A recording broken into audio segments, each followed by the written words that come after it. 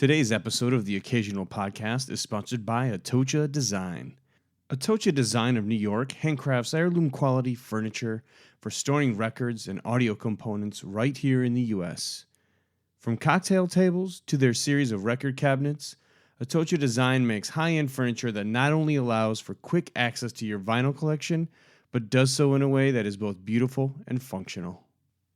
Each handcrafted piece was designed and constructed with careful consideration to specifically accommodate the heavy weight of an LP collection. Every item is made to order and can be customized with a range of wood and hardware options. Check out their entire catalog of bespoke products at Atocha Design. That's ATOCHADESIGN.com. They also ship internationally. The Occasional Podcast. One more time. The Occasional Podcast. Nailed it. This is The Occasional Podcast. My co-host today, Myra. Hello. Corporate marketer, corporate executive marketer, individual. Sure. Loves the music. She loves music enthusiast to the maximus. She also attends audio shows. Most importantly, she's been to the place where this interview was recorded. And it is not a swear word. It is spelled much differently because today's interview is with Jason Stoddard of Schiit Audio, spelled SCHIIT. It's supposed to sound that way. It's funnier. And it's the name of his company, so we're gonna say it a bunch, and I'm not gonna bleep it. So we're just gonna keep going with it. Apologies in advance, but he also has a retail establishment up in northern LA, Los Angeles, Southern California, northern LA, up like I don't know about Newhall. where the Newhall, downtown Newhall, where the fires were, unfortunately, pretty close. Yeah. An exit or two away from Six Flags. It's a lovely little thing. It used to be a wine house, a wine tasting room. Wine house doesn't make sense. Wine tasting room. And that's where his retail thing is, and that's where we did this interview, and you've been there. What do you think? The Schiitr. Yeah. That is the name of the establishment. I really liked it. What did you think of the Schiitr at the Schiitr? The Schiitr at the Schiitr was top-notch, high-quality porcelain, very smooth, very comfortable. I enjoyed it. It was very meta. It's a very meta experience to use the bathroom at the Schiitr. It is, right?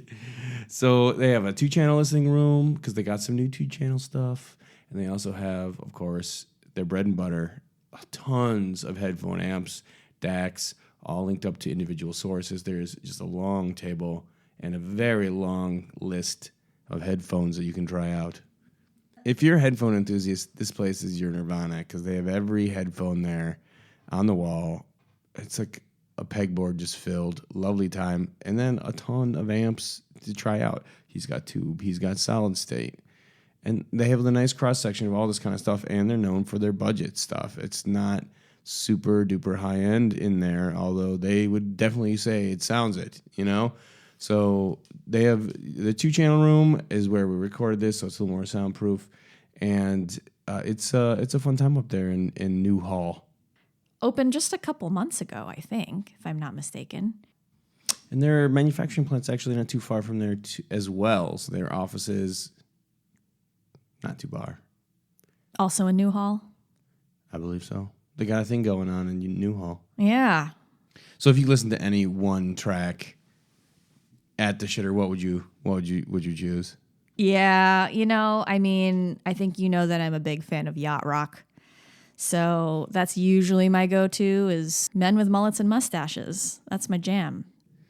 I never really got into it's. I mean, you could say it's yacht rock, but I think that label would be easy listening. That's basically what it is. I mean, yacht rock is the term you use when you want to sound cool, but it also, yes, it's easy listening music from the 70s, sung by men with mullets and mustaches. But when you say yacht rock, it just calls to mind a bigger atmosphere. you can almost taste the salt air as you stand on your yacht with your boat shoes, your Sperry topsiders, and your aviator sunglasses, and your giant handle brush mustache, smoking parliaments. Smoking Wow. Parliaments. That's so specific. I don't know. The recessed filter cigarette? When you see that in your mind, do you think of like one of those cigarette extenders that they have in the movies? I don't know. I don't know if yacht rockers use cigarette extenders. That's very Cruella de Vil, actually. I think of like very glamour fur coat wearing women. That would be a little bit warm for the boat. Yeah. It's more easy breezy when you're listening to yacht rock. I'm debating TOP. You guys let me know. Yeah, TOP, the occasional podcast. I'm a huge fan of acronyms.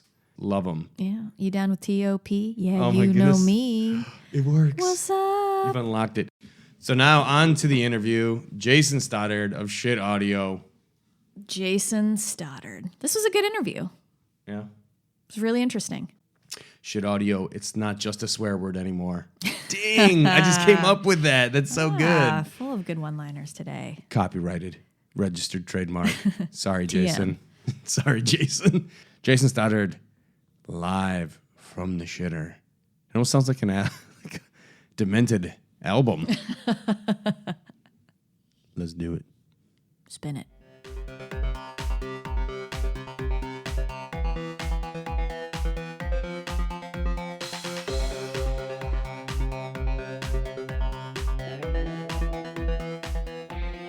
Thanks for joining us. Today we are broadcasting live from the Schiitr in Newhall, downtown, and our guest is Jason Stoddard of Schiit Audio. How are you today? I'm good. How are you? I'm very well, thanks. Thanks for joining us.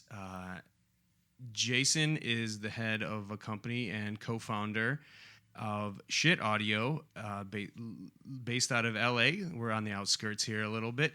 And they've had a wildly popular set of headphone amplifiers. I think initially it was headphone amplifiers. And now they've recently breached the hull into 2-channel audio as well with a couple of components.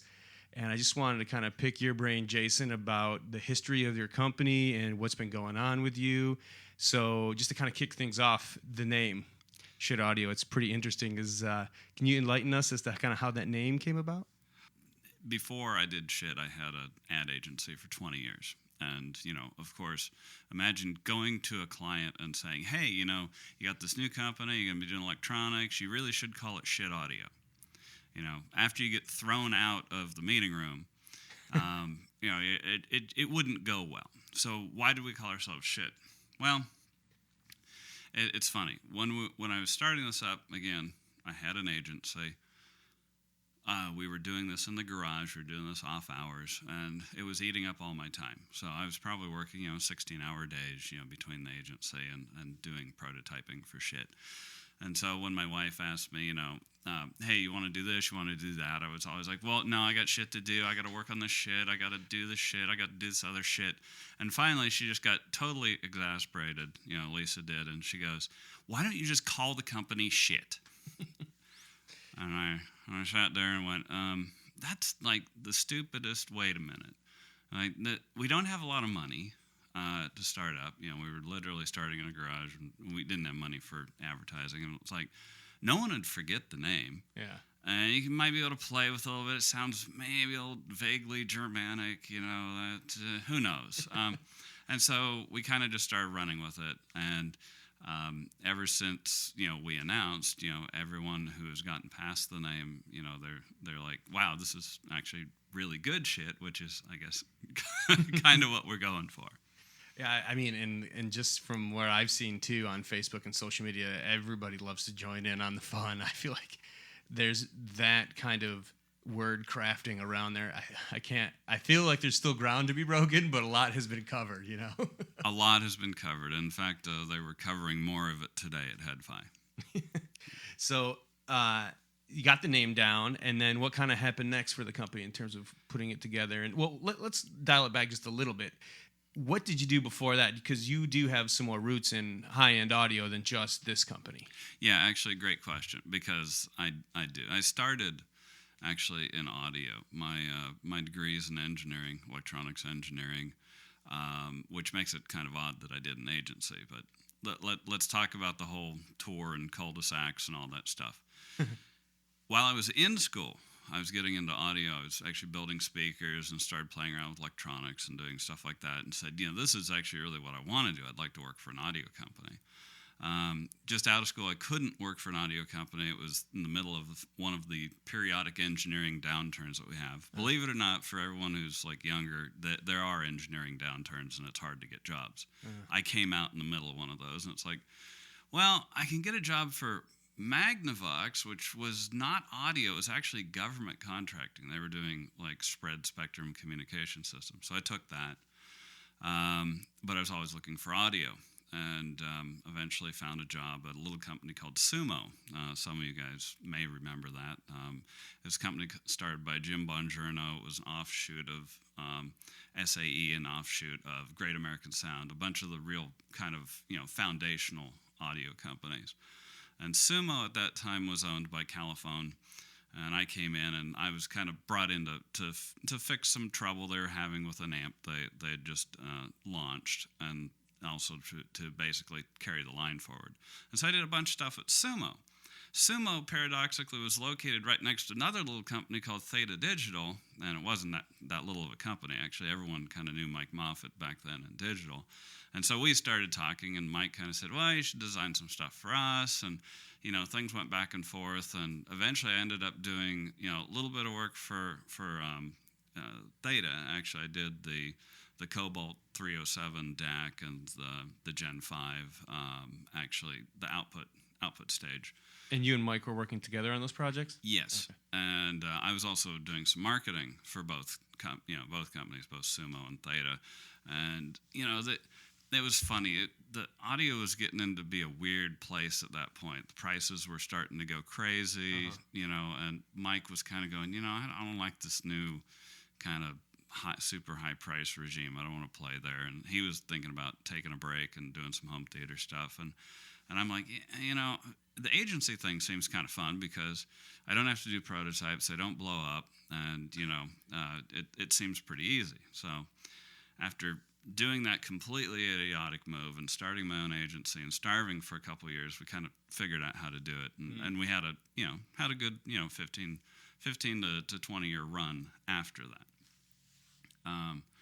But I always wanted to get back into audio, and I always wanted to do something there. And Mike and I kept in touch over the years, and we're kind of like, well, maybe we could do this, maybe we could do that. And we played with one of the first home theater PCs way back when, called Theatris. Probably no one remembers that. We played with a bunch of things, but we never really did anything. And finally, in 2009, when we're in the middle of another downturn, I'm kind of like, maybe it's time to take a look at audio again. Just talking to Mike and just kind of mentioned, hey, if there's a lot of action in this headphone side of things, and I think we could do some good stuff.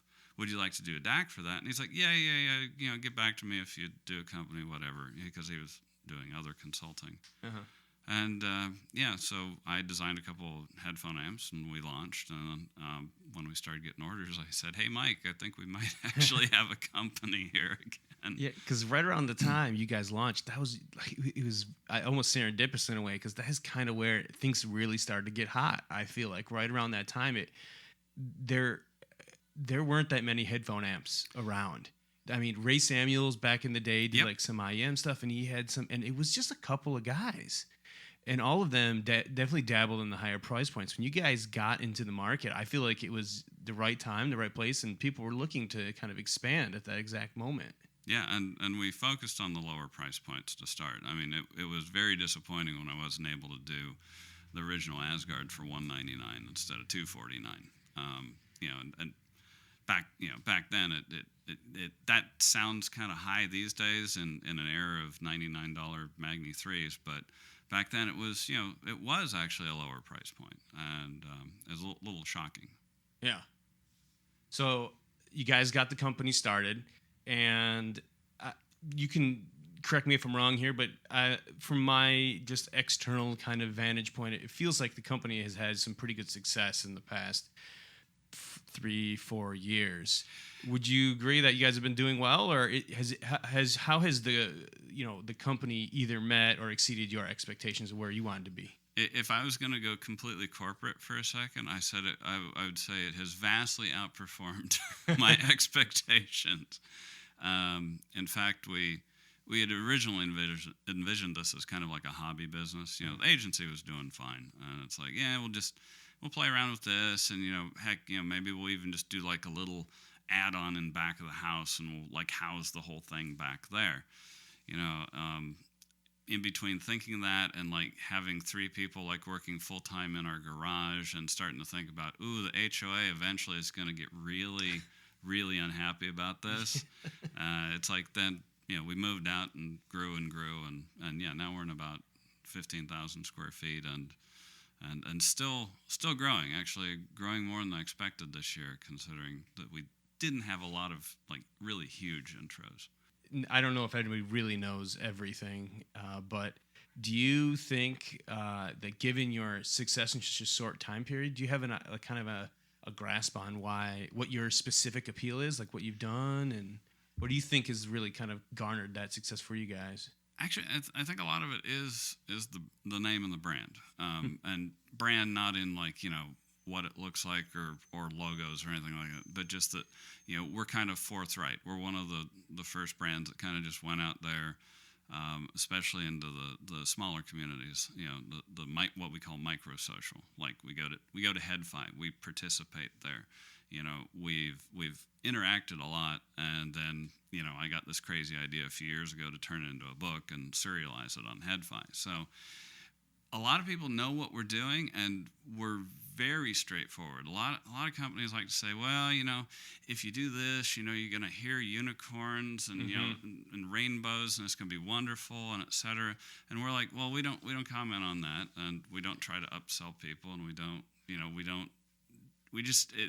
it's a strange approach. Some people really like it, and some people don't get it at all. Transparency in a kind of a foggy atmosphere, I guess you could say, with high end. It's actually, I don't know if high end is so foggy. It's just it's so traditional. In some ways, it's so traditional old sales.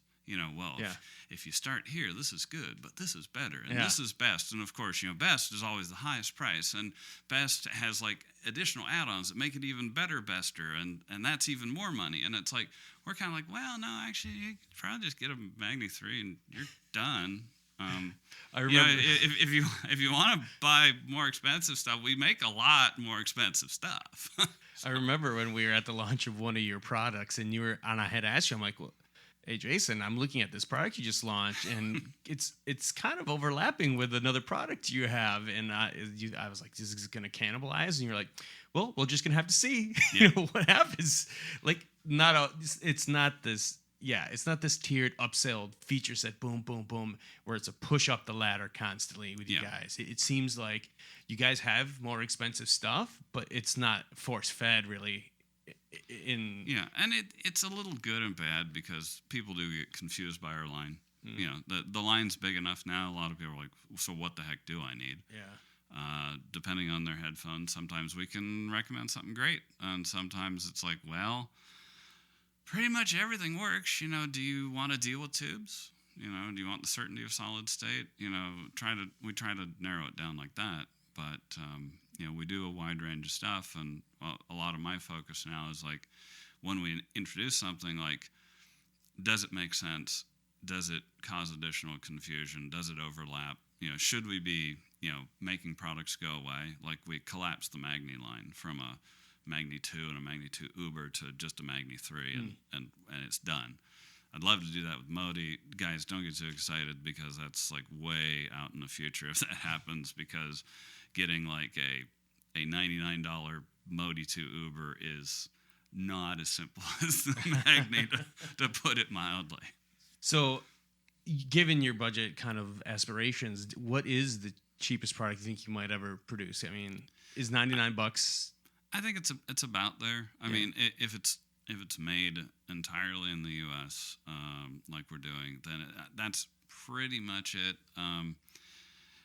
If you make it overseas, well, yeah, you might be able to make it, make something cheaper, but that's not really us. So, we're never going to be the cheapest. We're never going to be the most expensive. But we'll probably skew on the lower end of things.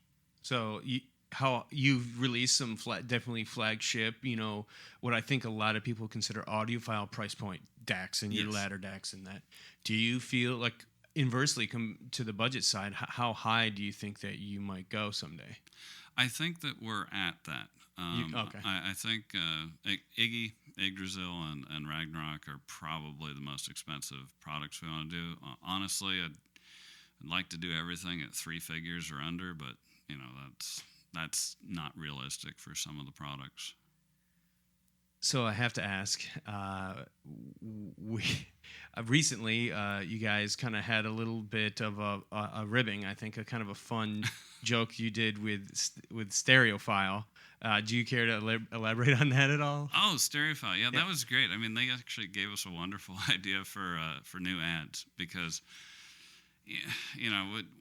we haven't really had a concerted ad campaign. We kind of started last year, advertising regularly in Stereophile and Absolute Sound, and we've had some ads online for a while. But there hasn't really been a theme, and so we got this review of Yggdrasil and Stereophile, and it was good. It was a great review. They liked it, but their editor, Stereophile's editor John Atkinson said, "Hey, This DAC is, Herb liked it even though it was obsolete." I'm paraphrasing, but he put that on Facebook, and I saw that and I said, wait a minute, wait. Obsolete in engineering terms means not recommended for new designs. The stuff we're using is clearly not NRND, And I kind of said, why is this? And he's like, well, it's only 20-bit DACs. I'm like, well, there's really not more than 20 bits of resolution in anything. So it was a semantic thing, but it irked me a little bit that he chose to use that word. And I was like, what a lot of companies might do is, I'm going to pull my advertising from Stereophile. It's like, no, actually, that's a great headline. A picture of our DAC with the big headline, obsolete. Not attributed to John. We're just having a little fun. Because I realized, it's obsolete. Just like tubes, just like discrete design, just like low price components, just like Class A stuff. All that stuff could be called obsolete. So it's like, okay, cool. We're the obsolete guys. And we've been kind of running, under a banner of obsolete and other various adjectives like that since then. And so I look at it as we're having a little fun with Stereophile. Hopefully Stereophile sees it the same way. They're taking the ads, but yeah, I'd like to point out you guys ran those ads in Stereophile. Yes, I did. Yeah, and that we did that like really the same day actually, because I was contacted by the Stereophile's ad rep right on the day that Stereophile posted on Facebook, and I'm like, that was like, oh God, I just confirmed our ad, and then I contacted him and said, can I change the ad? He's like, oh yeah, no problem. So I uploaded new artwork, and that's kind of the way it's been going. So having kind of a nice base going in the personal audio space, what's kind of triggered your notion to get back into the 2-channel, the loudspeaker space with these new products you've kind of come out recently with? God, if I was to be frank, it's like, because we're complete idiots. We just have kind of a very long history in 2-channel, and so Mike and I experiment with a lot of things, and a lot of things don't turn into products, but in this case, we started playing around with preamps and power amps about 2 years ago now, and Mike's kind of like, wait, do we really want to do power amps? Power amps, that's the stuff that really kind of, it blows up and catches on fire. If bad things happen in a system, it's usually a large power amp. And I said, yeah, but we're getting better at managing, the doing the protection system and stuff like that. It's probably okay. And he was a little skeptical, but kind of went along with it. And the preamps he was kind of in with from the start. And he's like, but they have to have 6SN7 tubes. And I'm like, Mike, we've always used 6DGA8 style tubes, which are a smaller tube. He's like, no, it's got to have 6SN7s because those sound like way better. And I'm like, you realize that everyone who's like bought a bunch of tubes for our products and probably has the list, which are our solid state tubes, are going to be really irritated. He's like, yeah, but they sound a lot better. Just build a prototype. So I did. And I'm like, oh, wow, this actually does sound a heck of a lot better. And the preamps we kind of fell into because of that, and also because I must say, because we were prompted to do it by many people on HeadFi. There were a lot of people who kind of said, after we introduced Ragnarok, they said, you got an interesting suite of technologies there. You know, you have a microprocessor controlled amp, and you have this relay switched attenuator preamp. You know, why don't you break them apart? You know, there's really nothing going on the relay stepped attenuator, you know, preamp side of things. And I looked around and I'm like, wow, yeah, you're right. And after going to an audio show where someone showed me a microprocessor based non-relay switching, but just like, you know, conventional, you know, volume pot type preamp, and said it's quite a bargain at $20,000. I was like, okay, it's time to do some preamps, because there ain't no way these things should cost that kind of money. Yeah. And that's kind of how we ended up getting the preamps. The preamps they're very, very high value. They're shockingly high value in the space, but they don't have some features that people want. They don't have, you know, home theater bypass and, you know, things like that. So if you want a pure, like, old school preamp, they're great. You know, will we do a new school one? Who knows? You know, right now it's like that. Those are so far out, it's not even worth discussing. You get back into home theater? Never. Yeah, and actually, I can speak for Mike on that one. It's not just no, but hell no. When he's polite, he'll say, yeah, when shrimps learn to whistle is when he's going to get back into home theater. If he's not feeling polite, he's a lot more direct, because he actually started a company doing the first upgradable home theater processor, a company called Angstrom. Some people may remember that. That was actually one of the most difficult companies that Mike had, because he was dealing with all the standards bodies. Oh, yes. And standards kept changing, and it was very hard for a small company to react. And, you know, he had some life stuff at the time, and, you know, it was not pretty. And, you know, anytime you mention Dolby, DTS, Oro, or any other surround standards to Mike, he'll just shudder and walk away. So no home theater. You know, you could use Vidar in home theater. I'll be using Vidar in my home theater. I just haven't gotten around to, you know, stacking up a bunch of them yet for that. But it, you know, it's a 2-channel amp. You can use 3.5 of them or 7 of them, or, you know, I don't know how many channels home theaters are up to these days, but, you know. Just keep adding, I guess. I guess that kind of leads into another kind of conversation piece that I've heard you guys talk about, and that is MQA. Mm-hmm.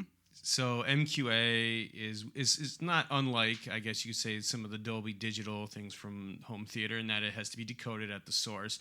And you guys have been a little more outspoken than most on that particular subject. What are your feelings on MQA and that kind of thing? And for the same thing, DSD too, but not quite as. Yeah, actually, those are both relevant, because we don't support either. And our feelings on MQA haven't changed since our press release we did about 1.5 years ago now. We still feel exactly the same way about it. And the reason we did that press release is we were starting to get inquiries, and we wanted to actually tell our customers and customer base that, like, if you ever expect to get MQA, you know, because there's always the promise in an upgradable system that it'll show up. If you ever want to get MQA, you best to get out of Schiit now, because, you know, we are not going to support it. We do not feel that it, you know, brings any benefit to the listener, and in fact, we think it's really kind of not worth discussing very much, because it's only on title, and I don't know. Mike has probably more pointed words, but I'm like, kind of like, well, no one asks about it anymore. No one seems to be all that interested. Our DAC sales keep going up, so I don't really care what MQA does. I know that they have it on phones now, so it's like, great. It's like SRS. You know, it's another technology that no one actually wanted, but appeared everywhere. And, you know, some people try to use it as a selling point, but it's not. So, okay, let's move on and let's get back to real high end, which is uncompressed and FLAC and stuff like that, and let's continue that. But correct me if I'm wrong, but from a manufacturer's standpoint, if you were in its current state, if you were to implement MQA into one of your DACs, you would have to pay a licensing fee for that. We haven't actually explored it that much. Okay. We understand that, yes, that is the case. It'd probably be best to ask a manufacturer Who does? who does. I mean, the MQA patent makes some very interesting reading because it does have some very kind of, to us, scary DRM provisions in it, including selective degradation and device shutdown and stuff like that. So, if we signed on to MQA, we're kind of implicitly saying, hey, we're okay with passing that along to our customers in the future. Maybe if they enable it, we don't know if they will. We don't know what the future will be. So we're just, our thing is like, hey, we've always been about PCM. We're going to do PCM real well. And, if you got PCM sources, we're great. And that's also why we don't do DSD. DSD is, there's nothing wrong with it as a format. It's just, it's very niche. If you have a bunch of DSD, if you have a bunch of SACD that's been turned into, DSD rips, then again, unless you want to convert it all to PCM on the fly, it's, Schiit DAC is probably not going to be your first choice. And that's cool. There's room for everyone. I mean, there's room for people selling MQA. There's room for people selling DSD.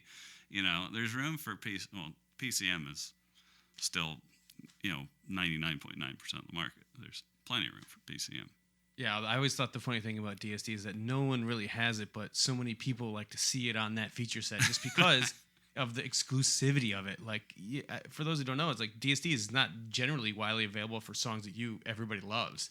You have to essentially break a few laws to get it in the first place. And I think that's probably what kind of set us off on MQA to start was we're like, oh, we've seen this playbook before. It's Dolby, it's DTS. It's like you have to have the right logos on your product all the time. It's HDMI. It's the same kind of thing. Where you actually have to have all that, or people won't buy it. Except right now in home theater, it's kind of funny. I know a lot of people are kind of stepping off the chain now. They're like, 4K is fine, but I don't really need it, and I don't, why do I really want to do this? I don't want to pull new HDMI through the walls. I don't want to deal with this. Let's just wait a bit. So you don't know how long the merry-go-round can go, and like we didn't want to get onto the how many stickers can we stick on the front of our product brigade. It might be an important thing to add for some people, but not for us. Yeah, I was just thinking, too, about how when HD came out, this is kind of like the DSD thing, people were saying, oh, it's better, but most people probably won't be able to tell. And then it was like 720, and then they said the same thing when it was 1080, and now we're sitting at 4K. We're like 3 steps of resolution removed from when people originally started saying, most people won't use this. Yeah, and they're talking 8K now. Yeah. And the thing is, screens are getting bigger, so I've had a home theater for a long time. Full disclosure, I've had a home theater for a long time. I've been involved in home theater for a long time. I have a real projector system. I have a real surround processor from Emativa. I use their XMC1. I think it's a great processor for what it's worth. I'm not dissing Emativa. Just if anyone's like, oh, I really prefer so-and-so, it's like, fine, that's good too. I like Emativa. It's what I use. Yeah. I use Emativa amps in the home theater for the moment. Eventually I'll move to ours, but it is what it is. But so honest. I like it. I'm just saying, I've had a home theater for a long time. And when you're looking at a 120-inch projector screen, oh, yeah. The difference between SD and HD is immediate. The difference between HD and 4K I have not actually experienced yet because I haven't got a 4K projector because they've just started coming down in price. 4K on like a 70 or 80-inch direct view is probably going to be better than, on a 70 or 80 than HD on a 70 or 80 inch. On 40 to 50, it's like, oh, really? 40. Yeah. 40. Oof. Yeah. Yeah. So, it's all horses for courses. And like if you're talking 4K and 8K, so hey, where's all your content? Where's your content coming from? Please tell me. Oh, are you getting it from Netflix? Oh, so you have a 25 megabit per second stable connection. You can really do that, Right. and it never actually downshifts into HD. Yeah, that's nice. Yeah. So anyway. So yeah, but Apple's kind of gotten on board at least a little bit more. We're looking at their but you have to buy the new little. They're gonna like give out 4K at the same price as HD. Good. But the last I checked, it was about. It's not many movies. I'm not gonna Yeah. try to get the exact number, but it's the same thing, and that goes right along with kind of how the DSD and not MQA. I mean, there's a good chunk of MQA on Tidal. Yeah. But it's just one of those things where it's just not. There's no one thing in the chain that will magically make everything perfect. I think when it's in terms of music, there's a lot of weight, I believe, put on the original production. Mm-hmm. How good is the original production done, and what happens after that? Every step is important. But there isn't one single step after the record leaves the studio that will magically fix anything, or is like everything can make it worse, I think. Yeah. But not everything can make it 100% better either. And I agree with you 100%. It's like it's really the master. It's the master. It's the original. Work on that. Work on the loudness floors. Work on that stuff, and then believe me, we'll sort this out on the reproduction side. It drives a lot of people insane when we actually don't have an opinion on how things sound. But I like to use this analogy because I had this discussion online recently where someone's saying, well, but should I get a Jotunheim or should I get a Ragnarok or should I can I do a Magni 3 or should I go tubes or should and it's those are valid questions and our question is usually like, what headphones do you have? And the guy is like, well, I have like Sennheiser HD 598s. It's like you probably don't need an amp. Go buy a better transducer if you want to upgrade. And he actually took great exception to that. He's like, well, but there's a lot of people. It's like start with electronics first. And I said, okay, so in informal listening tests, I'm not going to get into blind ABs and stuff. In informal listening tests, I think I can say reasonably confidently there are a number of people who can tell the difference between amps. There are some different people that can tell the difference between DACs. For some of those people, those differences matters. For some of those people, they don't. And some people can't hear it at all. But nobody has ever said, I can't tell the difference between a Grado and an Odyssey. Period. Or you are deaf. And, in that case, great. You don't have to spend any money on this at all. But the thing is, start with a transducer, get a great transducer that you like, and then you can flavor it a bit, with what we do. And this is all up on our site. It's under, our principles, and we refer to it all the time.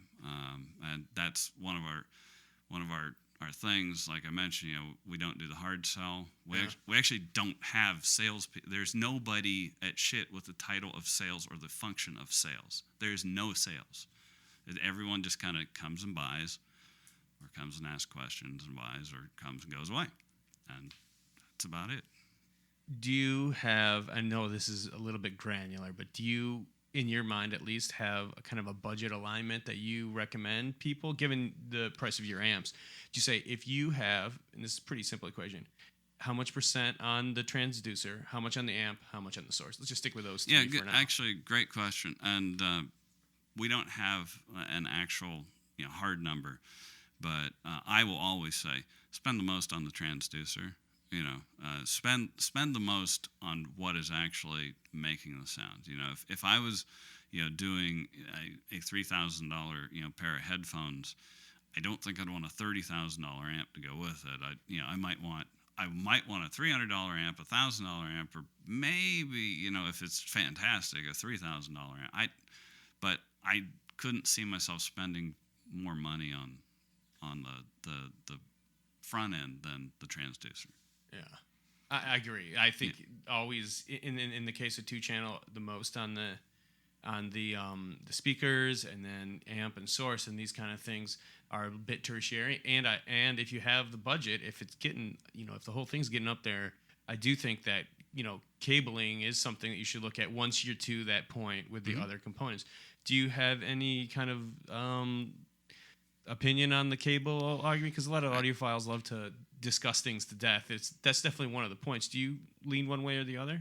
Yeah, I'm more of a cable agnostic. I mean, I actually have heard cable differences with a highly sensitive transducer. Actually, very specifically, Sennheiser HD800s. Okay. And different kinds of cables. I've actually heard some differences that have correlated with what other people have said, unprompted. So maybe they exist, maybe they don't. But to me, I've never seen like a night or day difference. Attaching a cable to a system and go, oh my God, it's totally different.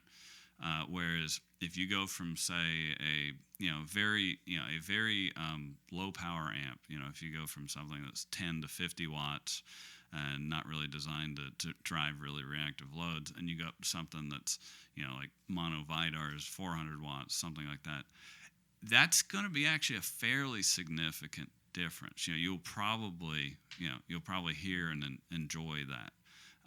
You're not going to, to me, and the cable guys are going to kill me now. To me, you're not going to see that level of change with cables. But that's why the transducer guys love it. The speaker and headphone guys love us, because we're saying, hey, spend all the money there, and the cable guys hate us because we're kind of like, well, if you got extra money left over. And actually, in the case of headphones, if the cable's too long, hello Sennheiser, or if it is like really microphonic, hello lots of people. The aftermarket cables make total sense. Oh man, the original 650 cable. Do you remember that thing? Yeah, they're still 10 feet long. It was so big. Yeah, they're still 10 feet long. I'm like, really? So, the funniest thing is the new Sennheiser, the HD660S. It comes with an 1/8 inch plug and then an adapter rather than the 1/4 inch plug. Yeah. So 1/8 inch, they're like saying, oh yeah, it's probably best for mobile. The cable's still 10 feet long. It's like, guys, have you ever used this like like on a bus or seriously? You have to talk. Is that a cable in your pocket, sir? Or are you exactly? So yeah, and it's funny. We actually have a lot of aftermarket cables, either to do balanced or to make it shorter, or we were breaking too many Sennheiser headphones at shows because people would trip on the cables. So we bought a bunch of 5-foot like balanced connector, balanced cables, and problem solved. I think I saw at one show, and I thought this was almost you guys just playing a little joke, but there you had like the very, very inexpensive, I forget the site right now, but they're like notorious for making the very inexpensive cables, and you had it, and I was like, oh, that's such a shit thing to do. Oh yeah, actually we have, I don't know like about red and black and monoprice. Monoprice, that's we have used monoprice, and we have used, I think right now we're using mainly Blue Jeans. Okay. Throughout, and I that seems to be a good step up, in quality. We also use, straight wire and stuff like that. It's straight wire makes our little short cables. It's cunningly, they're cunningly disguised, because they screen straight wire on every, piece of cable they sell to us. But and just so you guys know, from my experience as well, I've heard differences in some cables occasionally, but I agree with Jason in that it's drivers first, then amps, and then if you get to this point where you have everything kind of laid in, a little bit more durable cable. I will say the monoprices, they do okay, but the connector they're not great. They broke. Like from a construction standpoint, some of the higher end stuff just will last you longer, and I can't. To play with. I really can't like truthfully recommend monoprice, except they're the small, like the 1/8 inch to the dual RCAs. They have like a slim one.